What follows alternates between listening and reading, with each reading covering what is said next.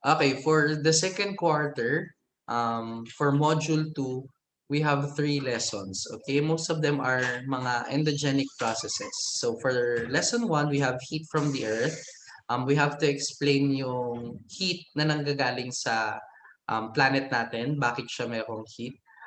For lesson 2, we'll be discussing the formation of magma. Kailangan ma-describe natin kung paano siya nagpo-form. And for the third lesson, we have to describe the changes in mineral components and textures of rocks due to changes in pressure and temperature. So this is for metamorphism. Okay, so let's start with lesson 1. Lesson 1, as we've learned in the past, a geothermal heat energy resource, meron pong natural heat yung earth na pwede nating i-utilize as an energy resource. So, yung heat na to, nalaman natin last time, saan galing yung heat na to last time? Sa geothermal energy resource? Ano yung sinabi doon? What are the two main sources of the Earth's heat? Can anyone answer? Kahit isa lang doon. Anyone? Decay. Ano yun? Sorry. Radioactive decay po. Very good, Paolo. So that is radioactive decay. How about yung isa pa? So meron tayong radioactive decay, that is correct. There are natural radioactive elements under the crust.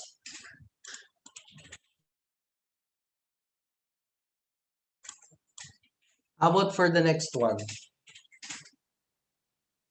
Yes, that's correct, Zai. That is from what we call the residual heat from the formation of the planet. So meron pa rin siyang heat na tinatabi mula nung formation niya.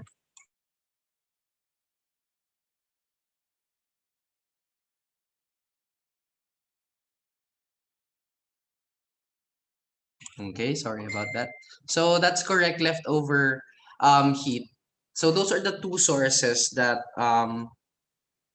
causes the interior of the earth to be hot, no? So there are natural radioactive elements under the layers of the earth which spew out radioactivity towards the surface. So may energy silang nare-release sa surface due to their decay.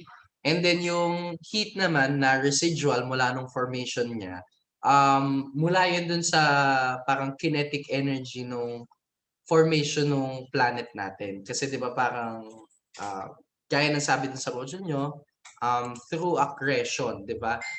Yung primordial o yung residual heat, it has to uh, it's from two components. One is from yung accretion niya, 'di ba? Yung accretion, yung pagkumpul-kumpul ng mga particles, ng mga rocks, ng mga parang small planets, yung mga planetesimals, mga ganon. So, yung interaction ng mga yon, yung mga accress ng mga components ng Earth na yon, nag-cause yun ng build-up ng heat, no? So yung heat na yon, meron pa rin tayong nararamdaman kasi nagko-cool down pa rin yung Earth as of now. Okay? So it's still on the cooling down process. Okay? How about yung pangalawa? Ano yung isa pang heat natin? So we have yung accretion. Doon sa module nyo, may binanggit pa na isa. What's the second component? Differentiation po. Okay, for differentiation, ano naman yun sa differentiation? It's caused by the what? It's caused by the, I think nandito yun. Ayan, ano yan? It's caused by the, so sabi doon, differentiation is caused by the movement of the materials dun sa inside ng Earth, no? So the movement of these materials produces friction, therefore also producing heat. Okay, so mainly due to the magnetosphere created by the solid core, no? The solid core and the liquid core. So both of those things causes the Earth to produce its own magnetic field, 'di ba? So yung own magnetic field na yon, this causes materials sa layers ng Earth natin to move and in turn cause friction producing heat. Okay, so that's for the residual heat. So again, it has the residual heat is from two sources, the accretion and the differentiation. Okay, so please remember those two things. So half of the heat of the Earth is from the residual heat, but half of it, gaya ng sabi last time, is from radioactive heat or from radioactive decay. Can anyone still remember this one? Itong figure na to? Ano tong figure na to? What's this figure here, right here? Can anyone still remember kung ano tong parang machine na to?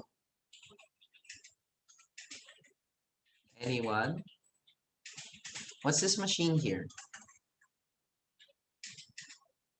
Kung naaalala nyo, it's able to detect very, very small particles, yung mga wala masyadong mass, called neutrinos. So these are elementary particles na wala masyadong mass.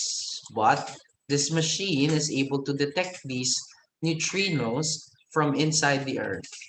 That's why they're called geoneutrinos. Yan, ganyan siya. So, nade-detect niya yon kahit very small amount. Anong tawag dito, guys? It starts with letter K. It ends with letter D. Ito, guys. Abbreviation yung pangalan niya. Medyo malapit na. Miss Campos, medyo malapit na. But, kahit yung abbreviation lang. This one. Abbreviation yan eh.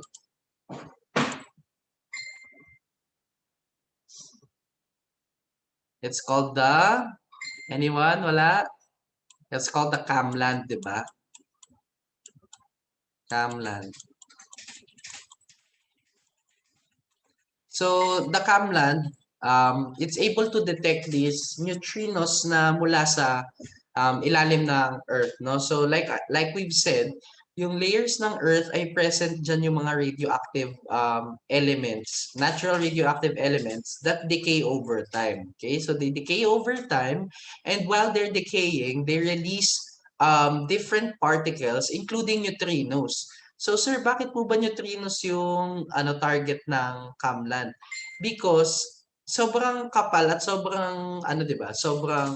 Um sobrang kapal at sobrang lawak ng layers ng Earth. So ibig sabihin, hindi lahat ng particles kayang freely na mag-penetrate dun sa layers na yon, mag-travel hanggang sa surface. Kasi may mga mass sila. So ibig sabihin, mas mag-interact sila sa surrounding material, sa mga layers ng Earth nga na yon. So itong neutrinos, dahil sobrang baba ng mass nila, sobrang minuscule lang ng mass nila, hindi masyado mabigat, or rather sobrang gaan niya, kaya niyang mag-penetrate throughout the layers of the Earth. So kung kaya niya mag-penetrate throughout the layers of the Earth, eventually siya ay mag-arrive sa surface. Pag siya ay nasa surface, yun yung pwede nating ma-detect using the Camland. Okay, so itong Camland na to, very, very sensitive siya to the mass of the neutrino. And pag na-detect yung neutrino at nag-react doon sa loob ng scintillator na tinatawag, magkakaroon ng reaction.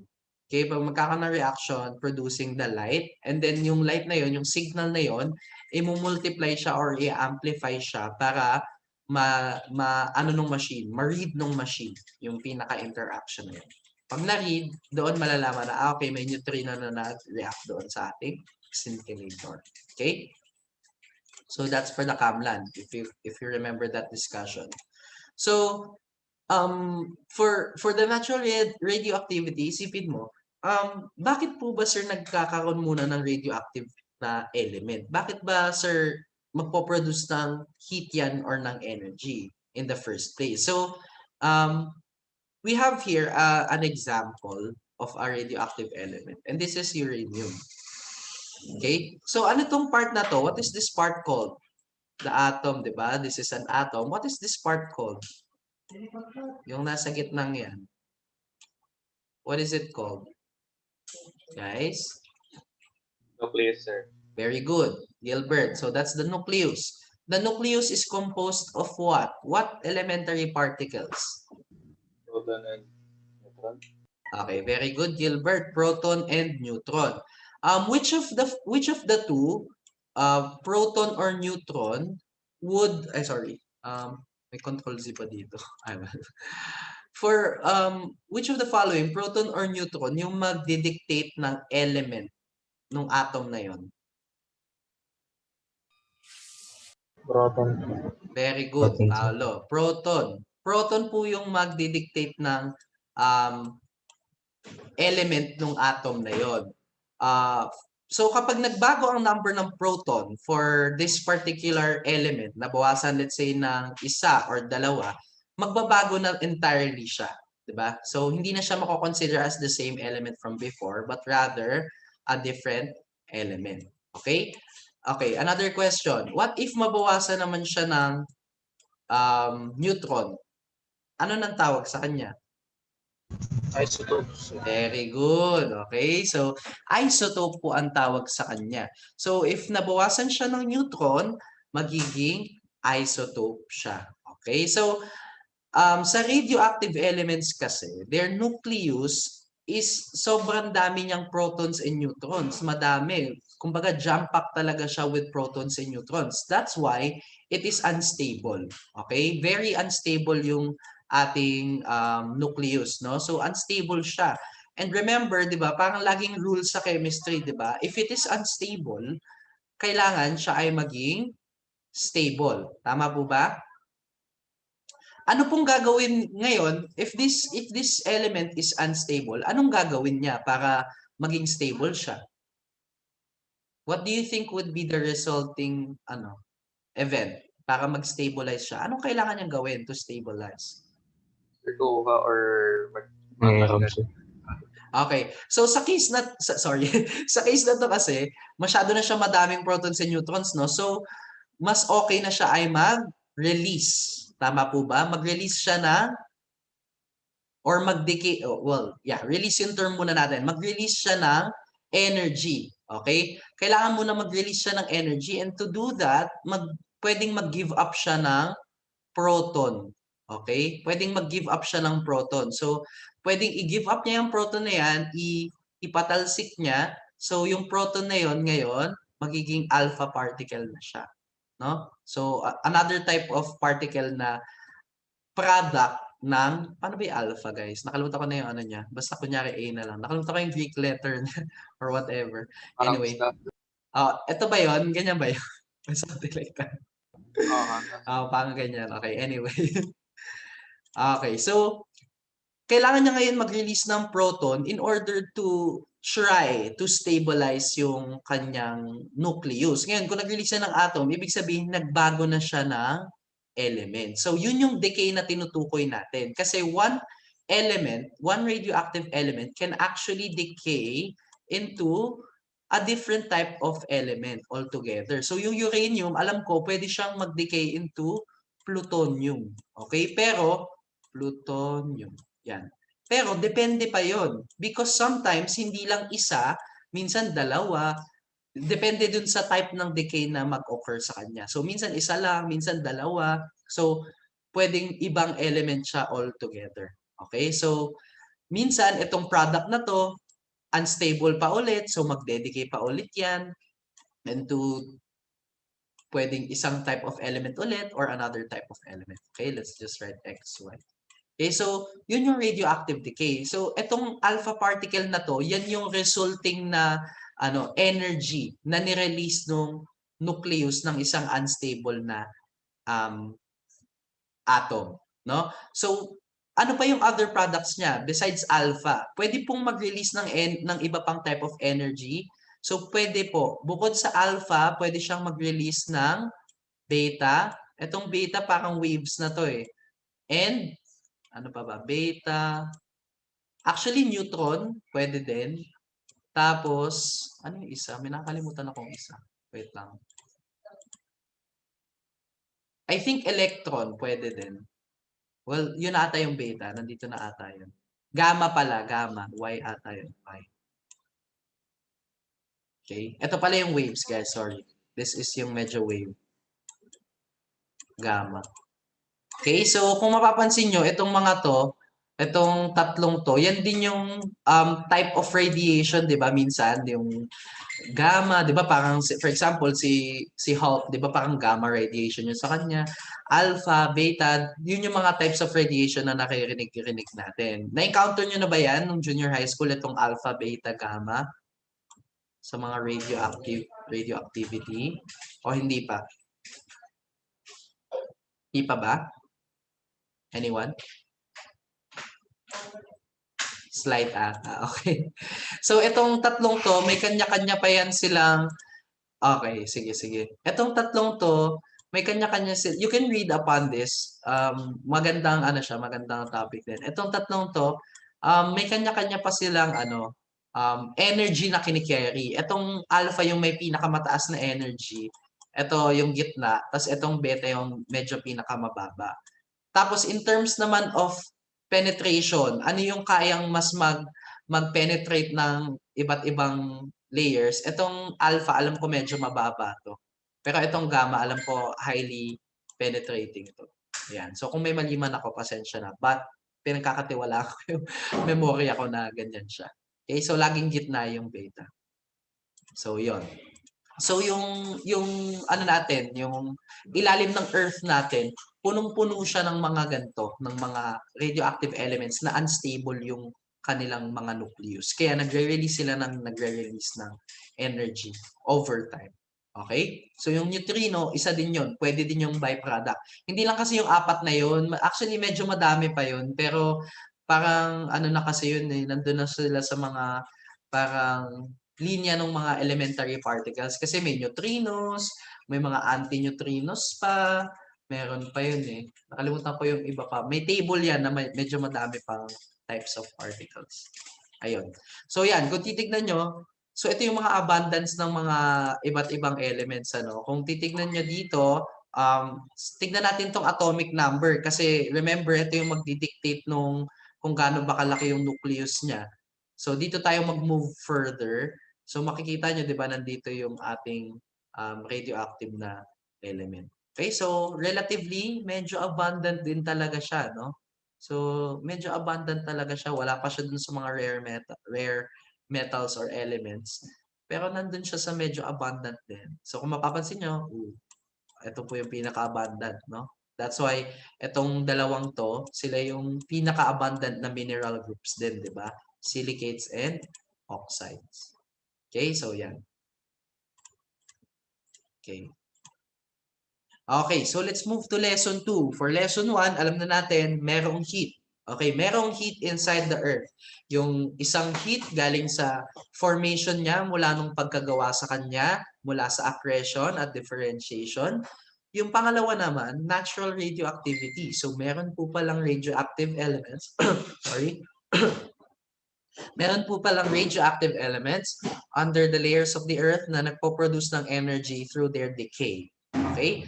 Ngayon, titingnan natin how is magma formed, di ba? So this one here, dahil nasa labas na siya ng earth, nasa surface na siya, lava na yung tawag sa kanya. Pero, di ba, remember, while under the earth o nasa ilalim pa siya ng mga layers, magma pa yung term sa kanya.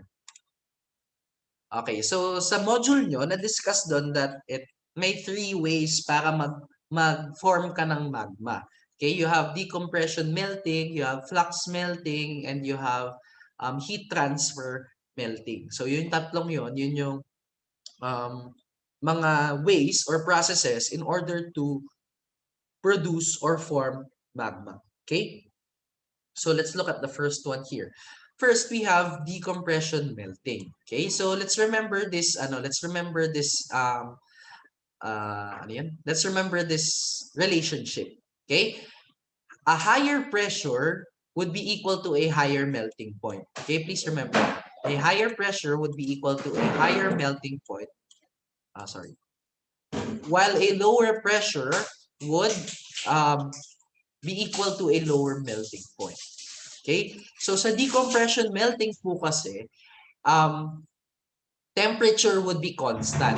Okay? So, sa mga bato na nahanap dito sa, I think upper mantle to, sa mga bato na nahanap sa upper mantle, they could be subjected to high temperature. Okay? And high pressure sa simula. Okay? High pressure sa simula.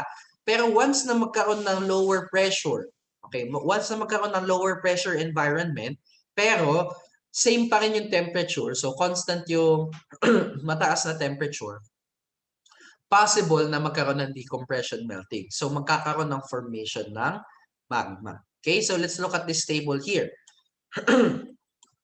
Sorry, figure here. So here, sa left side, you can see that this is the pressure. So mula sa surface, okay, ito yung surface, no? Yung nasa 50 pababa.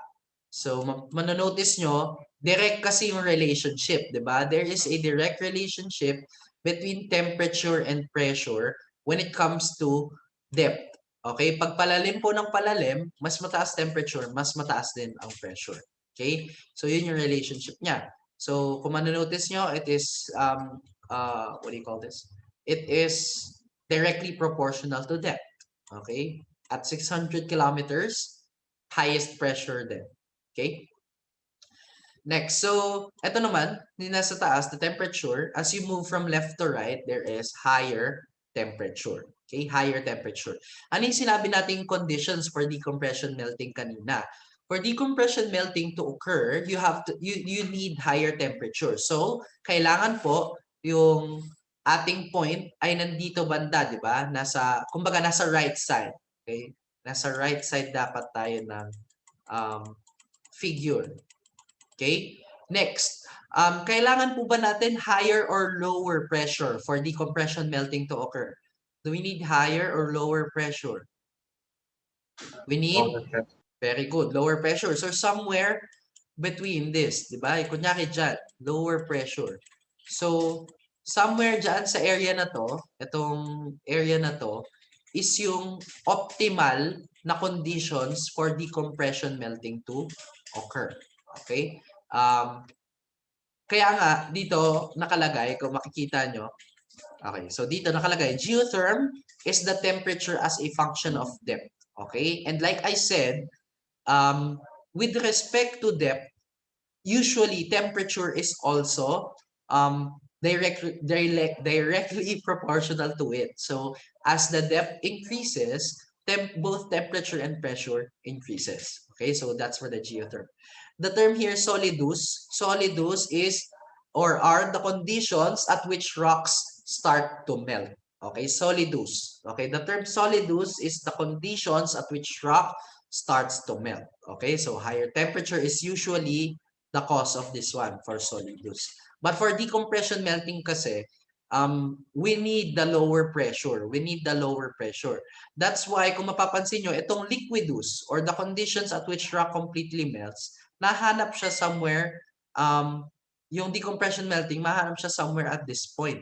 No? So, at that point kasi, you have high temperature, so relatively high temperature around 2,000 degrees Celsius, but lower pressure at around 50, bars times 1,000. So, around 50,000 bars. Okay, around 50,000 bars. Okay, so, at that point, you can assure that yung mga rocks na nandyan will undergo decompression melting. Okay? So again, you need that low pressure. Okay. So sa decompression melting, there are three ways in order for that to happen. Pwedeng sa mantle plumes, pwedeng sa rifts, okay? Rifts, and pwedeng sa, ano to? Hindi ko makita. Ano yung nakalagay sa ilalim? I think this is ocean ridges ba? Tama ba? Hindi ko makita yung nasa ilalim eh dahil nag-a-appear yung aking. Hindi rin namin makita sa iyo. Oo nga eh. Nakikita kasi yung ano ko eh, for some reason. Wait. I don't know why it's appearing.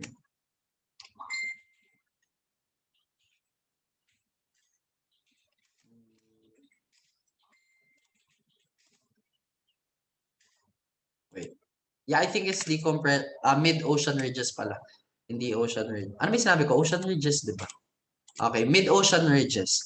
Okay, so basically what you want to happen kasi is ganito.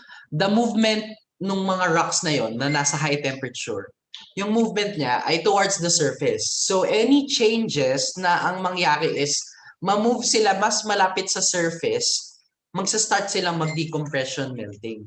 Bakit, sir? Because remember, kapag siya ay mas nasa mababang depth, mas mababa din yung pressure na nare-receive niya. So kung yung rocks na yon nung una ay nasa ilalim, nasa mainit na temperature at mataas na pressure, so solid muna sila kasi mataas din yung pressure, no? So medyo solid pa sila dahil mataas pa yung melting point.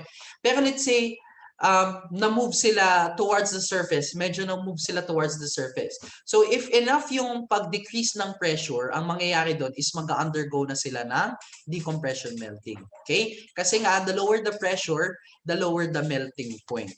Okay? So pag na-reach niya yung mababang pressure na yon, the rocks will start to melt. Okay? So any event that will cause these rocks to move towards the surface will almost immediately cause them to undergo decompression melting. Okay? Okay, so next we have heat transfer melting. So for heat transfer melting naman, what would happen here is basically heat transfer. Okay, the natural movement of heat from hot to cold areas. So basically, dito naman, temperature lang usually yung nagiging factor, yung movement ng temperature. For example, dito, nangyayari is heat is transferred towards rocks that are near the surface. So mas lower din yung pressure niya, no? But for this event kasi, ang nangyayari, hindi gumagalaw yung rocks na mainit or hindi gumagalaw yung source of heat talaga mismo. Nata-transfer niya lang yung heat. So for example, yung dito kasi sa wait lang, sorry. Dito kasi sa decompression melting, yung rocks na mainit, sila mismo yung gumagalaw. Okay? Sila yung mismong gumagalaw towards the surface. But for heat transfer, hindi gumagalaw yung mainit na rocks. But instead, for example, yung source of heat o yung mainit na bato na yon, siya yung nagta-transfer ng heat. Hindi siya gumagalaw towards rocks that are towards the surface or mas malapit doon sa surface. Okay? So kung may source man of heat, pwedeng magma na mismo yung source niya or pwedeng mainit lang din na rock. Magkakaroon ng heat transfer from um, the hot magma or from the hot rocks towards the uh, colder or lower temperature na magma or rocks. So basically basta yung idea is heat transfer or pag-transfer ng heat. Okay? Next, last for magma formation is flux melting. So, dito sa flux melting, ang tanging factor na kino-consider natin dito is volatiles, yung presence ng volatiles. Okay? So, sa modules nyo nakalagay water and carbon dioxide. So, totoo naman na yun yung usual na volatiles na nami-mix or nasasama doon sa mga bato na yun. Okay? So si volatiles kasi, they have a specific role when it comes to the melting of magma. So usually in natural environments, meron talagang presence ng volatiles. So ang my assumption for that is that kung usually present yung volatiles sa gantong situation sa mga rocks na to, ang usual na pag-form ng magma ay through flux melting. Okay? So usually, itong mga volatiles na to, di ba? Volatiles are described as being yung mga substances or mga compounds na easily nag-evaporate, di ba? Yun yung volatiles. So, ang usual na role nila is they decrease the melting temperature. So, di ba, kanina, ang factors natin for decreasing the melting temp is lower pressure. Pero through the help of volatiles, pwede na din pala nating ma-decrease ang melting temperature. Okay? So through the help of volatiles, through the addition of volatiles, pwedeng ma-decrease ang melting temperature natin.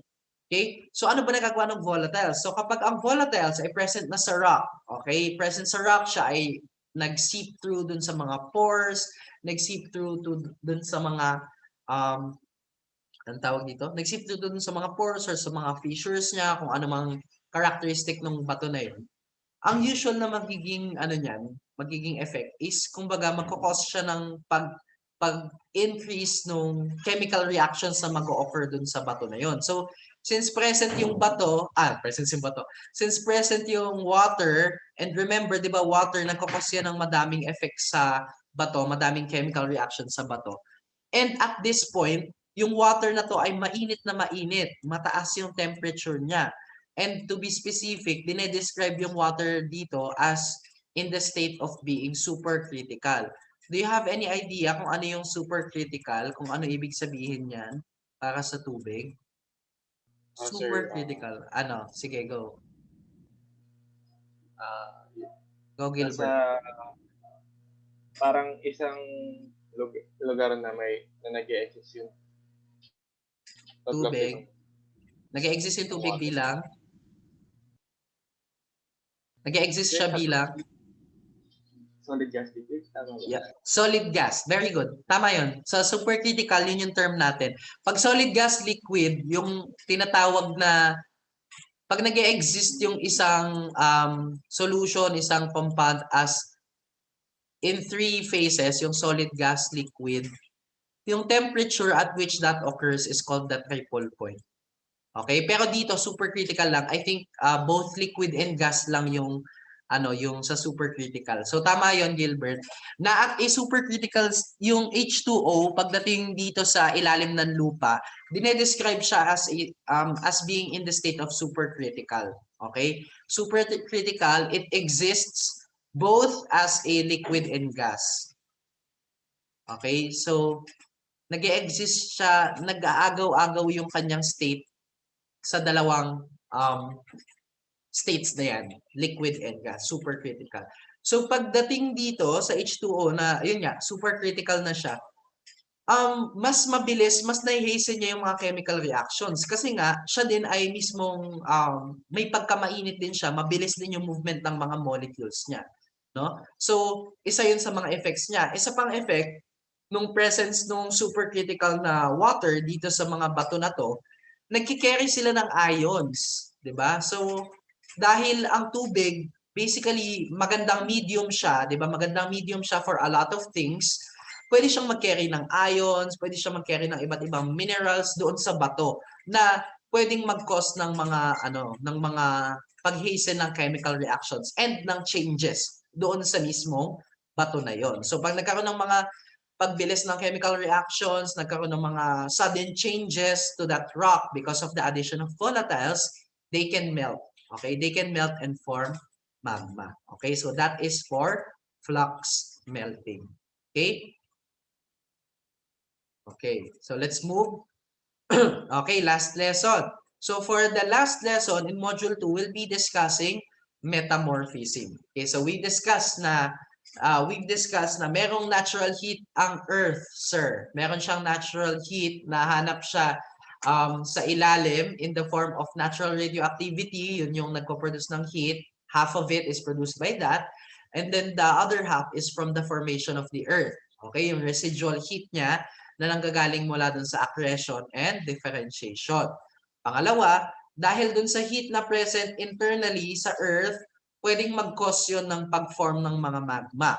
Okay? Pwedeng mag-cause yun ng pag-melt ng mga bato to form the magma. May tatlong processes tayo in order for that to occur. Yung melting, we have decompression melting, we have flux melting, and we have heat transfer melting. Okay?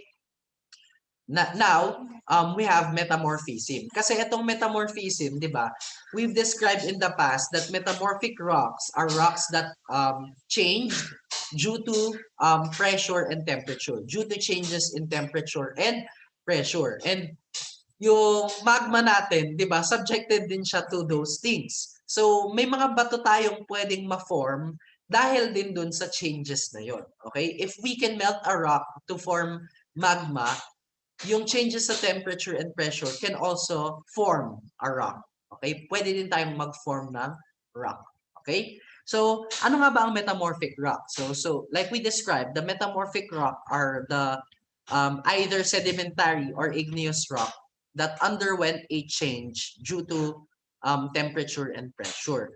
To be specific, metamorphic rock, meron silang distinctive na characteristic. One is that they have what we call metamorphic minerals. What are metamorphic minerals? These are minerals that are specific to metamorphic rocks because they only grow under certain temperature and pressure. So once na ma-identify mo na, uy, itong mineral na to, ano to kakaiba to, hindi to nagfo-form na from igneous or sedimentary processes. So usually that is a metamorphic mineral. Okay? Actually, sa sobrang unique nitong mga minerals na to, may term pa na tinatawag sa kanila, metamorphic mineral assemblage. Okay? May assemblages na sila, itong mga metamorphic minerals na to. Dahil nga, very unique sila to metamorphic rocks. Okay? So, kung distinctive tong minerals ng metamorphic rock, yung texture din nila ay very distinctive. Okay? They have distinctive arrangements of mineral grains. Meron silang distinctive arrangement of mineral grains because sometimes yung arrangement ng grains nila nagbabago-bago din due to changes in temperature and pressure. That's why kapag tinignan mo din under the microscope yung isang metamorphic rock, sobrang madedetermine mo kagad na, okay, nag-undergo to ng changes due to temperature and pressure. So, itong texture na to, this is very distinctive of a metamorphic rock. Okay? So, we have several processes na, these several processes, ito yung mga unique na processes na nangyayari dahil sa pag-increase ng temperature or pressure or due to their changes. Okay? Itong mga processes na to, ito yung nagbibigay ng distinctive na itsura at ng distinctive na characteristic ng metamorphic na rock. Bakit siya nagkakaroon ng mga iba't ibang metamorphic minerals? Bakit siya nagkakaroon ng iba't ibang texture or arrangement ng mga grains niya? Okay? So, one process is called recrystallization. So, basically, sa recrystallization, binabago niya yung shape at size ng mga grains. So, if you notice, dito, sobrang liliit ng grains. Dito yung protolith, ito yung original na rock. Yan yung term for that. Original rock.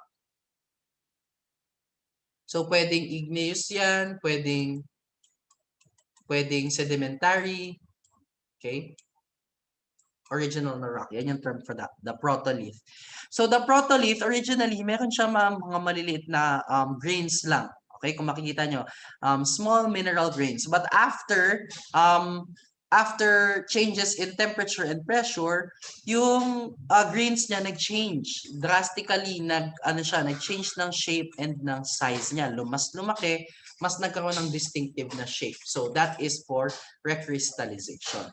Phase change, on the other hand, nagkaroon ng rearrangement of atoms. Kumbaga, ang nangyari dito, same pa rin yung components niya. Okay? It is the same components, pero iba na yung arrangement niya.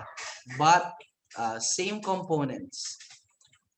Nagkaroon lang ng pag-rearrange ng atoms niya. Kumbaga, ang carbon, di ba, pwede mo siyang ma-form as graphene, pwede mo din siya ma-form as diamond. Parang ganun yung idea natin. It is still the same component, carbon, pero nagbago-bago yung arrangement ng atoms niya. That's why it became also a completely different thing. Okay? Phase change, rearrangement ng atoms na yon. Okay? Next, you have neocrystallization or metamorphic reaction. Okay? Yes, pwede magkaroon ng multiple phase changes. Pwedeng mabago yung unang arrangement niya, yung original arrangement niya, pero yung pagbabago, yung naging change niya, pwedeng masubject ulit yun to the changes in temperature and pressure. That's why pwedeng mag-occur ulit yung change. Actually, ang metamorphic rock, pwedeng mag-give rise to another metamorphic rock. Okay, pwedeng ganun yung yung process niya. Okay, so etong neocrystallization or metamorphic reaction, dito naman nagkakaroon ng digestion. Okay? So, yung original minerals niya mula dun sa protolith, yung original na minerals niya mula sa protolith, ida-digest to form new ones. Unique new ones na distinctive for metamorphic rocks. Okay? So kung makikita nyo dito, isang example, sa clay and quartz daw, pag nagkaroon ng neocrystallization, okay? So yung original na minerals niya, magbabago. Okay? Magbabago. So manotice nyo, quartz, garnet, and mica. Nagbago yung minerals niya into 3 mineral assemblages. Okay? Ayan. Original, clay quartz. Tapos nung nagbago, assemblage, metamorphic assemblage of minerals. Naging quartz, garnet, and mica. Okay? Nagbago. Next, you have pressure solution. Okay? For a pressure solution, ito medyo yung idea dito is merong presence ng tubig. Okay? Kasi wet rock. So, merong presence ng tubig. So, kung manonotice nyo dito, etong grains na to, na-subject siya to pressure na nasa sides lang or one direction. So, for example, this grain here is subjected to pressure from both sides. Okay? From both sides. So, due to the pressures nung both sides na yon, nagkakaroon ng dissolve nung original na grain. And etong nasa babang to, kung makikita nyo, yan yung bagong mineral or bagong growth nung mineral. Bagong growth ng mineral na makikita dun sa assemblage. So kung no original, andito yung grains niya ng mineral or ng rock na yon ay ganyan makikita. May mga spaces in between them. Pag nagkaroon ng presence ng pressure on both sides or pressure pressure in one direction. Sir, pwede po mag-share. Yes, pwede. Paano ba? Paano ko ba ito sasabihin? Pag metamorphism kasi, combination siya ng iba't ibang, nung mga processes na to, combination siya nitong mga iba't ibang processes na to, na pwedeng yung rock mag-undergo siya phase change, mag-undergo din siya recrystallization, mag-undergo din siya neocrystallization. Na kumbaga, dahil dun sa sobrang mga mga processes na yon, sobrang nabago mo na yung itsura at yung components ng rock na yon na maging completely different na bato na talaga siya. Kaya nga pagdating sa metamorphic rocks, kung iaano mo siya, kung ihihilera mo yung mga types of metamorphic rock, sobrang dami talaga nila. Parang, madaming combinations na pwedeng mangyari pagdating sa metamorphic rocks. Kaya parang, ang isang bato na nag-undergo ng metamorphism, pwedeng multiple processes ang nag-occur doon sa batong yon, hindi lang iisa. Itong mga dinidiscuss kong process sa inyo na to, hindi sila ano ba yung term natin doon? Hindi sila unique in the sense na pag ang rock nag-undergo, let's say, ng neocrystallization, hindi na siya subject to pressure solution, phase change, recrystallization. In reality, ang nangyayari is pwedeng maging subjected siya to all those processes. Okay? Pwedeng maging subject siya to all those processes. Ano lang yung restriction? Ang restriction lang po is kailangan ma-meet niya yung standards for that process to occur. Nagets po ba? Kailangan ma-meet yung standards na yon. So for example, dito sa pressure solution, kailangan mag-undergo siya kailangan yung bato ay may presence ng tubig. Kailangan siya ay wet rock. Okay? So yun yung condition for this to occur. So basta may presence ng tubig at siya ay wet rock, considered as wet rock, pwedeng mag-undergo siya ng pressure solution. Okay? So balik tayo ulit. Naintindihan ba? Nagets ba yung thought na yon? Naintindihan po ba yung thought na yun? Okay, very good. So dito, balik tayo dito, yung new growth ng minerals, mahanap din siya dun sa original na spaces between the grains of the rock. Okay, of the rock. So, kung dati ganito lang itsura niya, may mga spaces yung grains, makikita nyo, yung grains niya ngayon, medyo compressed na, tapos may formation pa siya ng bagong grains. Okay? So, due to that pressure, nadidissolve yung mga grains na yun, nagpo-form ng completely bagong mineral or grain. Okay, next. I think this is the last process. May question? May question po ba? Or wala? Okay, next we have plastic deformation. Okay, so dito tatandaan nyo lang, ito. Kapag siya daw ay na squeeze or na shear at high temperature and pressure, magbe-behave daw yung grains like plastic. Okay? So magbabago siya ng shape without breaking. So kung makikita nyo dito, itong spherical grains na to, under elevated temperature and pressure, nagbago siya ng shape. Mas naging elliptical siya. Naging elliptical. Naging plastic-like yung grains under temperature, elevated temperature and pressure, and nagbago siya ng shape. Okay, nagbago lang ng shape. So parang ganun na yung idea. Sir, bakit naging elliptical or bakit nagbago niya ng shape? Because of our forces. Okay, pwedeng squeezing force, pwedeng shear yung pag-force sa kanya. Okay. Lapit na. Okay, so like I said, yung metamorphism in general, sobrang madaming processes na nag-o-occur, 'di ba? Madaming processes na nag-o-occur under specific conditions. Pwedeng mataas temperature, mataas pressure, mataas temperature, mababa pressure, mataas pressure, mababa temperature, yung mga ganong type of conditions. At the same time, yung iba't ibang processes na diniscuss ko kanina, bukod sa changes in temperature and pressure, meron pang ibang bagay na pwedeng mag-ambag doon sa metamorphism. Ano yung mga tinutukoy ko? Pwedeng shearing, pwedeng squeezing, pwedeng presence of water, yung mga ganong bagay. Okay? So yun yung mga factors na yun. Pero in general, paano nga ba nagkakos ng metamorphism ang mataas na temperature? Okay? So ito yung sagot dyan. Yung heat, like we discussed in the past, heat is basically just kinetic energy, di ba? Kinetic energy lang siya ng mga molecules. Okay? Kinetic energy ng molecules, kinetic energy ng, yun, molecules. And remember, pag na-subject ka to higher temperatures, ibig sabihin nun, yung molecules, mas nag-move siya. Okay? So dito kasi, di ba, bato pinag-uusapan natin. So basically, kung imagine nyo yung bato, dikit-dikit yung kanyang mga, di ba, mga molecules niya. So pag na-subject to high temperature yan, ang movement niyan ay vibration lang, di ba? So it's moving in its place, pero may movement na nag-o-occur dyan, vibration. So kapag tinaasan mo ang temperature, tinaasan mo ang heat sa isang solid na material like a rock, you can assume that the atoms are vibrating rapidly. Okay? And if it's vibrating rapidly or it's moving rapidly, anong nangyayari?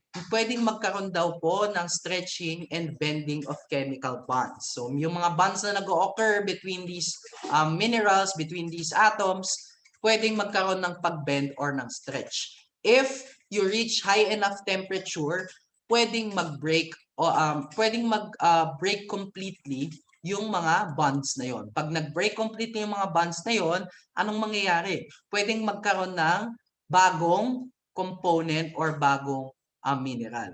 So pag nag-break, of course, pwedeng maghahanap yan ng iba, maghahanap siya ng bagong kabond, 'di ba? So pwedeng makahanap siya ng bagong kabond and maging completely na different mineral siya altogether. Kung hindi man mineral, pwedeng maging completely different structure or texture. So ano yung mga processes? Okay? Ano yung mga pwedeng maging processes na mag-occur due to high heat? Pwedeng magkaroon ng recrystallization, pwedeng magkaroon ng neocrystallization. Itong solid state diffusion, basically ito ay movement ng mga minerals or ng mga molecules, pero solid pa rin yung state niya. Okay? Basically, parang diffusion yung idea niya, pero solid pa rin yung phase nung material natin o nung matter natin. Kasi usually, di ba, pag diffusion ang pinag-uusapan in the form of gas or liquid. Pero dito, pag solid state, ayun nga, nasa solid na state siya. Okay? Onti lang. Sino next subject nyo? Mag-extend ako ng onti lang. Okay, so dito, pressure, kung kanina yung causes ng ng metamorphism due to heat ay dahil sa effect ng heat sa movement ng atoms o ng mga molecules niya. Dito naman sa pressure, more on parang dun sa overall na structure nung bato natin. Kasi pag pressure, usually, ang gusto niyang mangyari is mag-collapse yung isang bagay. Mag-collapse inward yung isang bagay. So, yung pressure, ganun din yung ano niya, ganun din yung ganun din yung effect niya pagdating sa mga atoms or mga bato. Okay? Kasi mas gusto niyang maging dense yung effect ng pressure sa atoms or sa molecules na ng isang bato, mas gusto niya mas maging dense yun. Mas gusto niya mas maging mas magkakalapit yun.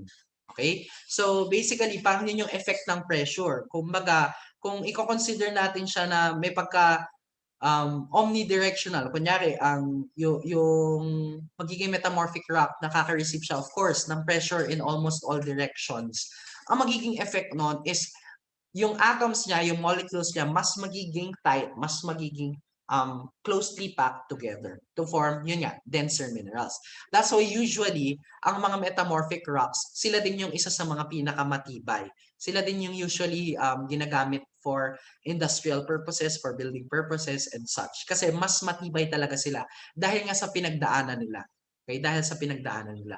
Ano yung mga pwedeng processes na mag-occur due to increased pressure? There could be phase changes. At the same time, there could be neocrystallization. Okay? So, yun yung metamorphism due to pressure. Okay. Like I said kanina, pwedeng may effect din yung shear and compression pagdating sa pag-form ng metamorphic rocks. Okay. Itong effect ng shear and compression, usually, ang nagiging effect niya ay sa internal texture. Okay? Kasi ang usual na ine-effect niyan ay yung mga grains. Pwedeng yan, maging ganito siya. Ano nga ba yung kabaliktaran nitong inequant? Ayan, equant. Pwedeng equant yung niya, yung form ng grains o yung magiging texture ng grains, pwedeng inequant. Okay? Ano nga ba dinedescribe yun? I forgot how it is described pala. Sorry.